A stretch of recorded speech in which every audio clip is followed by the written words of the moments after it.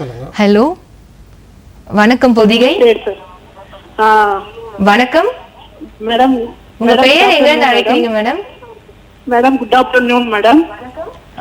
Madam வணக்கம் madam. வணக்கம். உங்க பெயர் எங்க இருந்து அழைக்கிறீங்க?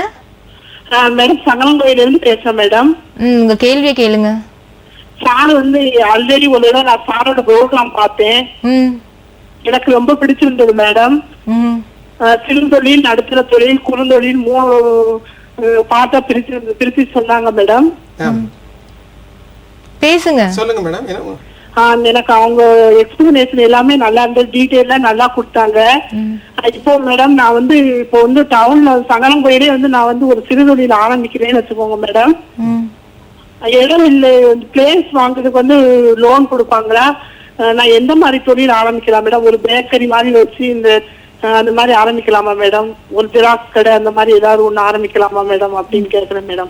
ஜெராக்ஸ் கடை மாதிரி வச்சு ஆரம்பிக்கலாமா? பேக்கரி அது மாதிரி ஸ்வீட் ஸ்டால் அந்த மாதிரி வச்சு ஆரம்பிக்கலாமான்னு கேக்குறேன் சார். கேட்டரிங் சர்வீசஸ் நான் கட் பண்ணிட்டு பேசுறேன் சார். இடம் பிளேஸ் வாங்குறதுக்கு லோன் கொடுப்பாங்களா? எந்த மாதிரி குறுந்தொழிலுக்கு எவ்வளவு கொடுப்பாங்க? இந்த பார்ட் சொன்னாங்களா டிவிஷன், அது எப்படி மேடம்? இடம் வாங்குவதற்கு லோன் கொடுக்க மாட்டாங்க. ஆனால் நிலம் உங்ககிட்ட இருந்து அதில் நீங்க ஒரு பில்டிங் கட்டுவதாக இருந்தால் அந்த பில்டிங் கட்டுவதற்கான லோன் வங்கிகள் அப்ரூவல் செய்தால் அதற்கு லோன் கொடுப்பாங்க. அதற்கு வாய்ப்பு இருக்கிறது. அதை விட பெஸ்ட் என்ன என்றால், மிக நல்லது என்ன என்றால், நீங்கள் வாடகைக்கு ஒரு கட்டிடத்தை எடுத்து அங்கே ஒரு சிறு தொழிலை சிறுக ஆரம்பிக்கலாம். அது பேக்கரி ஆரம்பிக்கலாம், ஜாப் டைப்பிங் ஆரம்பிக்கலாம், ஒரு கம்ப்யூட்டர் சென்டர் ஆரம்பிக்கலாம், ஒரு ஜெராக்ஸ் கடை ஆரம்பிக்கலாம். அது எல்லாவற்றிற்கும் நல்ல வாய்ப்பு இருக்கிறது. அதற்கு நீங்கள் ஒரு பள்ளி அருகாமையில் இல்லது ஒரு அரசு அலுவலகங்கள் சூழ்ந்த ஒரு பகுதியில் இல்லை கல்லூரி வளாகத்திற்கு அருகாமையில் இதை போன்ற ஒரு எங்கே இந்த ஜனநடமாட்டம் இல்லை கல்லூரியை சேர்ந்தவர்கள் பள்ளி மாணவர்கள் நிறைந்து காணப்படுகிறார்களோ இல்லது அலுவலகங்கள் அதிகமாக காணப்படுகிறதோ அங்கே நீங்கள் அந்த தொழிலை தொடங்கினால் அது வெற்றிகரமாக அமையும். நன்றி மேடம். நம்ம 2 நேயர்களுக்கு முன்னாடி இன்ஃபியாரிட்டி காம்ப்ளெக்ஸை பற்றி பேசிகிட்டு இருந்தோம். அதுக்கு ஏதாவது எக்ஸசைஸ் இருக்கான்னு கேட்டேன் சார். எக்ஸசைஸ் இருக்காங்க. எக்ஸசைஸ் அதற்கு என்ன பயிற்சி என்று கேட்டார்கள். சுருக்கமாக சொல்ல வேண்டும் என்றால், கீழே விழுந்தால் கிரிக்கெட் மேட்ச் பார், சுழன்று எழு, கையில் பந்தை பிடித்து கொண்டு. நீங்கள் நாம் தோல்வி அடையும் பொழுது அந்த பயிற்சி என்ன என்றால், அந்த கிரிக்கெட் மேட்சை பார்க்கும் பொழுது அவர்கள் கீழே விழுந்து குட்டிக்கரணம் அடித்து பந்தை பிடித்து இலக்கை நோக்கி விரைவாக வீசி வெற்றி பெறுகிறார்கள். இதை போன்றுதான் வாழ்க்கை. நாம் ஒரு பயணத்தை தொடங்குகிறோம், ஒரு செயலை தொடங்குகிறோம், அதில் சிறிது தவறு ஏற்படலாம், தோல்வி ஏற்படலாம். உடனே நாம் அதை சுழன்று இட வேண்டும். அந்த எழும் பொழுது கீழே என்ன இருக்கிறது என்று பார்த்து, அது என்ன நமக்கு தேவை என்று பார்த்து அதில் கையில் கெட்டியாக பிடித்து கொண்டு எழ வேண்டும். எழுந்து திருப்பி விலக்கை நோக்கி விரைவாக செயல்படணும். இந்த பயிற்சியை ஒவ்வொரு முறை நாம் கீழே விழும் போதும் செய்து கொண்டே இருந்தால் நாம் வாழ்க்கையில் வெற்றி என்பது கண்டிப்பாக நிச்சயமாக கிடைக்கும். என்னென்ன தொழில்கள் இப்ப இருக்கிற காலகட்டத்துக்கு இளைஞர்கள் செஞ்சா ஃபியூச்சர்ல நல்லா இருக்க முடியும்னு நினைக்கிறீங்க? அதாவது அது ஒரு மிக நீண்ட பட்டியலே இருக்கிறது.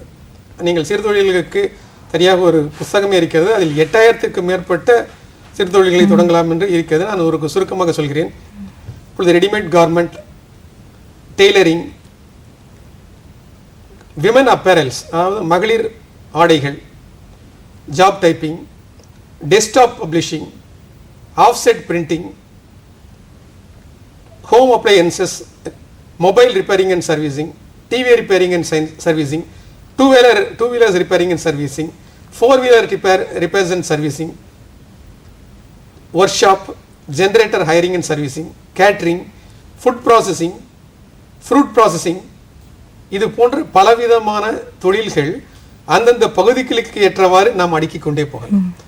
அதில் என்ன அவர்களுக்கு தேவையானது என்பதை அவர்கள் மற்றவர்களுடன் கலந்தாலோசித்து தன்னிடம் உள்ள பலம் பலவீனம் அவற்றை அலசி ஆராய்ந்து அதை சரியான ஒரு முடிவு பொருளை தேர்ந்தெடுத்து அதை அவர்கள் தயாரிப்பதில் ஈடுபட வேண்டும். எந்த ஒரு விஷயம் எடுத்தாலும் அதற்கு நிச்சயமாக பயிற்சி தேவைப்படும். Yeah. அதற்கு முன்னாடி நேயர் இருக்காங்க. சொல்லுங்க. ஹலோ, வணக்கம் பொதிகை. வணக்கம். நான் கேத்ரின் எம்கேபி நகர்ல இருந்து பேசுறேன். கேளுங்கம்மா, உங்களுடைய கேள்வியை கேளுங்க. என் பையன் பிஇ முடிச்சிருக்காரு. அவர் இப்ப டிசைனிங் இன்ஜினியரா இருக்காரு. Okay. ஆனா அவர் சோலார் இண்டஸ்ட்ரியில ரொம்ப இன்ட்ரெஸ்டா இருக்காரு. Solar industry. சோலார் இண்டஸ்ட்ரீஸ்ல ரொம்ப இன்ட்ரெஸ்டா இருக்காரு. சரி. சோலார் எனர்ஜி அதுல ரொம்ப. ஓகே. அதனால அதுக்கு என்ன கைடன்ஸ், அதை எப்படி அவர் ஆரம்பிக்கிறதுக்கான ட்ரைனிங் அதெல்லாம் கொஞ்சம் சொன்னீங்கன்னா நல்லா இருக்கும். அதுக்கு கைடன்ஸ் சொன்னீங்கன்னா நல்லா இருக்கும். அவர் எந்த இடத்துல தொழில் ஆரம்பிக்கணும்னு நினைக்கிறாருங்க? என்னங்க? இல்ல எந்த பகுதியை சேர்ந்தவர்? எம்கேபி நகர். இல்ல எம்கே எந்த மாவட்டம்? இது பெரம்பூருக்கும் பக்கத்துல. பெரம்பூர் பக்கத்து. பெரம்பூர் சென்னை மாவட்டம். சென்னை மாவட்டம். ஓகே. அது சென்னை மாவட்டம் தான். அது சோலார் பேஸ்ட் இண்டஸ்ட்ரி.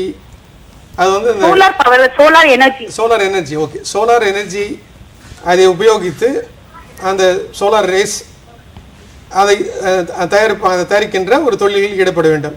அது போன்ற தொழில் ஏற்கனவே இருக்கிறது. தர்மபுரி மாவட்டத்தில் இருக்கிறது, மற்றும் பல பகுதிகளில் இருக்கிறது. அதற்காகவே தனியாக அந்த எனர்ஜி சேவிங், எனர்ஜி கன்வென்ஷன் என்று ஒரு அலுவலகம் இருக்கிறது. அதை பற்றி உங்களுடைய தகவல்கள் தெரிந்து கொள்ள நீங்கள் மண்டல இணை இயக்குனர் கிண்டி தொழிற்பேட்டை அவர்களை அணுகி அந்த விவரங்களை பெற்று அவர்களும் சென்றால் அவர்கள் உங்களுக்கு பயிற்சி அளிப்பதற்கு தயாராக இருக்கிறார்கள். என்ன உபகரணங்கள் இருக்கிறது, அதை தயாரிப்பதற்கான மானியங்கள் கூட இருக்கிறது. அதை பற்றிய விவரங்களையும் நீங்கள் தெரிந்து கொள்ளலாம். இது தயாரிப்பங்க எங்க எல்லாம் இருக்காங்க? இல்ல, தயாரிக்கிற இண்டஸ்ட்ரி எங்கயாவது இருக்கா? இண்டஸ்ட்ரி இருக்கு. இண்டஸ்ட்ரி தர்மபுரி மாவட்டத்தில் இருக்கு, அதுல தஞ்சாவூர் மாவட்டத்தில் இருக்கு, அது மாதிரி நிறைய பகுதிகளில் இருக்கிறது. அதை பற்றிய தகவல் கூட அந்த இதுல தர்மபுரி மாவட்டத்தை பொறுத்த வரைக்கும் தர்மபுரி மாவட்ட பொது மேலாளர் வழியை அணுகினால் அந்த விடை கிடைக்கும்.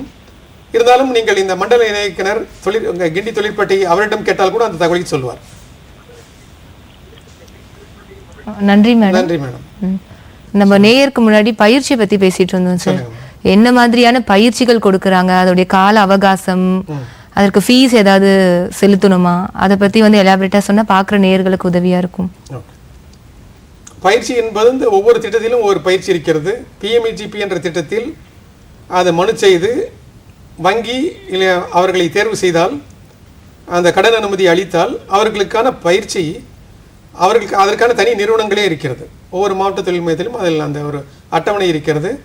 அந்த பயிற்சிக்கு அவர்களே அனுப்புவார்கள். அந்த பயிற்சி காலத்தில் உண்டாகும் அந்த போர்டிங் அண்ட் லாட்ஜிங் அந்த செலவுகள் எல்லாம் இலவசமாக அந்த பயிற்சி கொடுக்கப்படுகிறது. அவர்களோட அப்ரோச்சஸ் எப்படி இருக்க வேண்டும்னு நீங்க நினைக்கிறீங்க? இப்போ எடுத்த உடனே பாத்தீங்கன்னா உங்களுக்கு நிதானம் இருக்காது, பொறுமை இருக்காது. ஏன்னா இப்பதான் ஒரு ப்ரொஃபஷனுக்குள்ள நுழையிறாங்க. அப்படி இருக்கும் பொழுது அவர்கள் எப்படி அவர்களுடைய அணுகுமுறை இருக்க வேண்டும்னு நீங்க நினைக்கிறீங்க? அணுகுமுறை என்பது இது ஒரு அற்புதமான கேள்வி. நாம் என்ன நினைக்கிறோம் என்றால், இளைஞர்கள் என்ன நினைக்கிறார்கள் என்றால், வங்கிகளுக்கு சென்றவுடன் வங்கி மேலாளர்கள் உடனே அவரை அழைத்து உங்களுக்கு என்ன தேவை என்று கேட்டு கடனை உடனே கொடுக்க வேண்டும் என்று அவர்கள் நினைக்கிறார்கள். ஆனால் அதுபோல் நடைபெறாத பொழுது அவர்கள் தளர்ந்து போகிறார்கள், இல்லாவிட்டால் கோபப்படுகிறார்கள். 3 விதமான அணுகுமுறைகள் இருக்கிறது. ஒன்று பாஸ்ட் அப்ரோச், மற்றொன்று ஃபாஸ்ட் அப்ரோச், வேகமான அணுகுமுறை. முதலில் பாஸ்ட் அப்ரோச், கடந்த கால அணுகுமுறை. இரண்டாவது ஃபாஸ்ட் அப்ரோச், வேகமான அணுகுமுறை. மூன்றாவது பிரேக்ஃபாஸ்ட் அப்ரோச், காலை உணவு அணுகுமுறை. இதில் இந்த அணுகுமுறைகள் என்ன என்றால், ஃபாஸ்ட் அப்ரோச் என்றால் கடந்த காலத்தில் எப்படி நடந்தது என்றால், இந்த 5 டே கிரிக்கெட் மேட்ச் மாதிரி நிதானமாக ஸ்லோவாக ஒவ்வொன்றாக ஆராய்ந்து ஒவ்வொரு ஓவராக காலையிலிருந்து 5 நாட்கள் தொடர்ந்து ஆடிக்கொண்டிருப்போம். அது போன்ற அணுகுமுறை. இரண்டாவது அணுகுமுறை ஃபாஸ்ட் அப்ரோச். இந்த fast approach T20 cricket match போல வருவார்கள், திடீர்னு 20 ஓவரில் முடிந்துவிடும். அதில் வந்து பேட்டிங் ஆரம்பித்த உடனே அவர் 6 அடிப்பார், பவுண்டரி அடிப்பார். இது போன்றது. இந்த பிரேக்ஃபாஸ்ட், மூன்றாவது அப்ரோச், பிரேக்ஃபாஸ்ட் அப்ரோச் என்பது ஒன் டே கிரிக்கெட் மேட்ச் போல. இந்த 3 அணுகுமுறையில் நீங்கள் வங்கியாளரிடம் கடனுக்காக அணுகும் பொழுது அவர் எந்த முறையை பின்பற்றுகிறார் என்பதை நீங்கள் ஆராய வேண்டும். அவர் ஃபாஸ்ட் அப்ரோச்சை கடைபிடிக்கிறாரா, இல்லை ஃபாஸ்ட் அப்ரோச்சை கடைபிடிக்கிறாரா, இல்லை அது பிரேக்ஃபாஸ்ட் அப்ரோச்சை கடைபிடிக்கிறாரா? எந்த அணுகுமுறையை அவர் கையாளுகிறாரோ அந்த அணுகுமுறைக்கேற்ப உங்களுடைய அணுகுமுறையை மாற்றிக்கொள்ள வேண்டும். அப்பொழுதுதான் நீங்கள் அந்த வெற்றி பெற முடியும். அதற்கான பயிற்சியை நீங்கள் எடுத்துக்கொள்ள வேண்டும். உங்களுடைய எடுத்துக்காட்டு ஒவ்வொன்றுமே வந்து திருப்பி சொல்ல போனா நேயர்கள் பார்த்துருக்கிற நேயர்களுக்கு வந்து ஊக்குவிப்பது போலதான் இருக்கின்றது. அடுத்தது பார்த்தீங்கன்னா வந்து எந்த ஒரு விஷயம் எடுத்துக்கொண்டாலும் அதுல தடை கண்டிப்பா இருக்க தான் செய்யும். ஒரு பக்கம் பார்த்தீங்கன்னா ஒரு தொழில் ஆரம்பிக்கிறாங்க, தொழிலதிபராக ஆகிடுறாங்க. இன்னொரு பக்கம் வந்து ஏதோ ஒரு கட்டத்துல வந்து முன்னேற முடியாம பல தடைகள் இருக்கின்றது. தடை பார்த்தீங்கன்னா அவர்களுடைய பர்சனல் லைஃப்ல ஏற்படுகிறது, பர்சனல் வந்து நம்ம இவ்வளவு நேரம் டிஸ்கஸ் பண்ணியிருந்தோம், இன்ஃபியாரிட்டி காம்ப்ளெக்ஸ் அந்த மாதிரி. ப்ரொஃபஷனலா அவங்களுக்கு ஏற்படக்கூடிய தடைகள் என்ன, அதனை எப்படி அவங்க மேற்கொள்ள வேண்டும்? தடைகள் என்பது அது என்ன உண்மையான நிலைமை என்று பார்த்தால், ஒரு கழுகு இருக்கிறது. அந்த கழுகினுடைய முட்டை தவறி கீழே விழுந்து கோழிப்பண்ணையில் விழுந்து விடுகிறது. அந்த கோழிப்பண்ணையில் அது கோழி அந்த முட்டையிலிருந்து வெளியே வந்து கழுகு குஞ்சு கோழி குஞ்சுகளுடன் கலந்து விடுகிறது. அது வளர்கிறது. ஆனால் அதற்குள்ளே மற்ற கோழி குஞ்சுகளை விட தாகமும் வேகமும் சோகமும் நிறைந்து காணப்படுகிறது. அது வானத்தை பார்க்கிறது. வானத்தில் கழுகுகள் பறந்து கொண்டிருக்கின்றன. தன்னை ஒத்த கழுகுகள் வானத்தில் பறந்து கொண்டிருக்கும் பொழுது நாம் இப்படி இருக்கிறோமே, நாமும் விண்ணில் பறக்க முடியுமா, விண்ணில் பறக்கக்கூடாதா என்று எண்ணுகிறது. ஆனால் இந்த கோழி குஞ்சுகளின் கேலிக்கும் கிண்டலுக்கும் ஆளாகி அது பறக்க முடியாமல் இங்கேயே இருக்கிறது. இதை போன்றதுதான் தடைகள். தடைகள் மற்றவர்களிடம் இல்லை, உங்களிடம்தான் இருக்கிறது. மற்றவர்களுடைய கேலிக்கும் கிண்டலுக்கும் உங்களை ஆட்படுத்தி கொள்ளாமல் அதை தாண்டி நீங்கள் சிறகு விரித்து விண்ணில் பறக்க வேண்டும், விண்ணை தொட வேண்டும். அதற்கான பயிற்சி அளிப்பதற்கும் அதற்கான வழிமுறைகளை வழிநடத்தி செல்வதற்கும் மேம்பாடு அளிப்பதற்கும் நிறுவனங்கள் இருக்கின்றன, மாவட்ட தொழில் மையங்கள் இருக்கின்றன. குறு சிறு மற்றும் நடுத்தர தொழில்கள் மேம்பாட்டு நிறுவனம் கிண்டியில் அமைந்துள்ளது. அதுபோன்ற பல நிறுவனங்கள் இருக்கின்றன. அவர்களை அணுகி ஆலோசனைகளை பெற்று பயன்பெறலாம்.